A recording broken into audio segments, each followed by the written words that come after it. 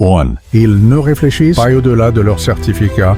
Albert Einstein a dit « L'éducation n'est pas l'apprentissage de faits, mais l'entraînement de l'esprit à penser ». L'une des principales raisons pour lesquelles la plupart des diplômés sont pauvres est simplement leur incapacité à voir et à réfléchir au-delà de leur diplôme. J'ai vu des étudiants en ingénierie travailler comme banquiers. J'ai vu des médecins dotés d'excellentes compétences en web et en graphisme. J'ai vu des avocats très habiles en finance. La liste est infinie. La vérité fondamentale est que les compétences nécessaires pour être recherchées et réussir dans la vie ne se trouvent pas vraiment dans les salles de classe. 2. Ils s'accordent plus d'attention à leur certificat qu'à leur talent et donation.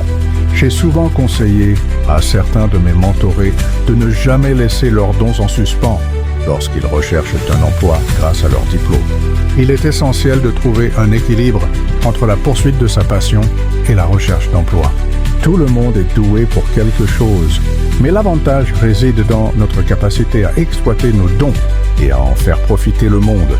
La meilleure façon de se développer est de s'appuyer sur ses talents et ses centres d'intérêt naturel. Pour vivre une vie épanouie et enrichissante, il est essentiel de travailler davantage sur son don que sur son travail. 3. Leur certificat. Les préparant à un monde qui n'existe plus.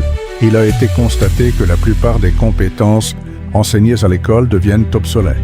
Le monde a beaucoup changé, tout comme les besoins des individus. Les diplômés sont en voie de disparition face à un monde en mutation.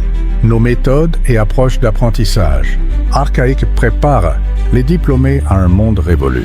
Chaque année, nous produisons des diplômes dont la valeur est superficielle, mais dénuée de valeur intrinsèque. La plupart des établissements regorgent de professeurs et de pseudo-éducateurs dont les notes de cours, les méthodes et les approches ont perdu de leur pertinence dans un monde en mutation. 4.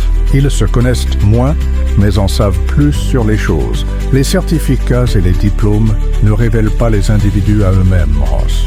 Ils mesurent tout au plus notre QI, quotient intellectuel. J'ai souvent dit qu'il n'y a pas de guérison sans découverte. Un pauvre est simplement quelqu'un qui ne s'est pas découvert. Plus on se découvre, plus on prend conscience des trésors cachés au plus profond de soi. Nous portons en nous des trésors latents qui ne peuvent être révélés que par la découverte de soi. 5. Les certificats et les diplômes peuvent tuer les initiatives.